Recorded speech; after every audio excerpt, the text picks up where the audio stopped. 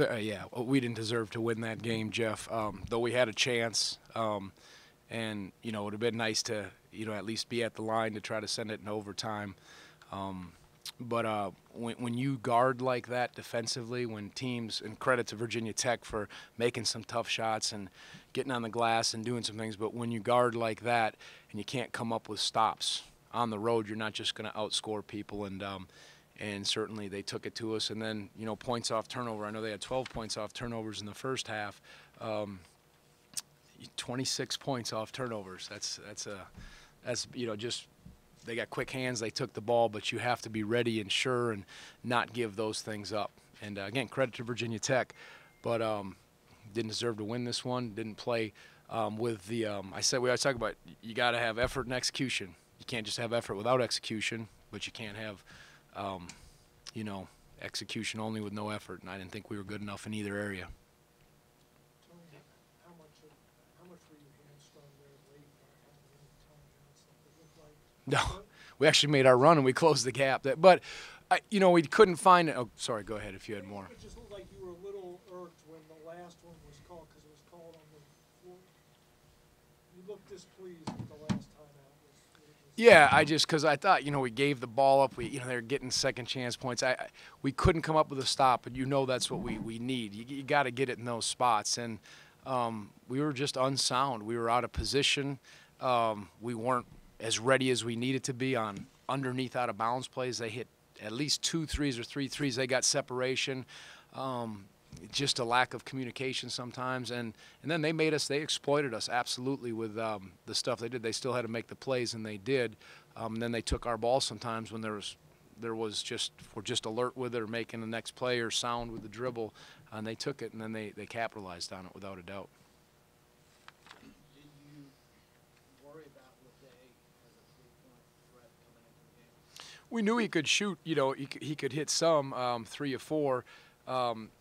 We had a hard time finding him sometimes. We're trying to help the rim, and then, I thought at times Isaiah would be able to get to him or not, and he cashed in. What was his percentage? I don't know it offhand. 3 of 12. He's capable. I think he hit – did he hit the big one against NC State? Someone hit a big one in overtime, I think. Or was it – might have been one of the other guys. But after he hit a couple, we at least got to try to get closer to him. And, of course, we knew about Bibbs. But they put pressure on you with their ball screen stuff and how they're rolling at the rim and filling behind. And then you got to try to stop the dribble. But when they shoot like that, that puts pressure on you defensively. I was ticked off at the rim, the stuff they got at the rim. They kept getting it, and that's not good. Not good enough. Sorry if you did this already with the non-call. What did you see on that? Yeah, what I saw was this. I think Wilson, I think he thought they were up 3. And I think he was trying to, because when I went to the line, I said, "You thought you were up 3." I kind of said it, and he said, just smiled. But I think he thought they were up 3, and he was going to foul us. He was trying to foul us to put us on the line so we couldn't, hit a 3 to send it in overtime. It was right in front of our bench, what I saw. He took a swipe. I couldn't see when London went in, and I got blocked. I don't know when at the rim. But he tried to, in my eyes, intentionally just put him on the free throw line.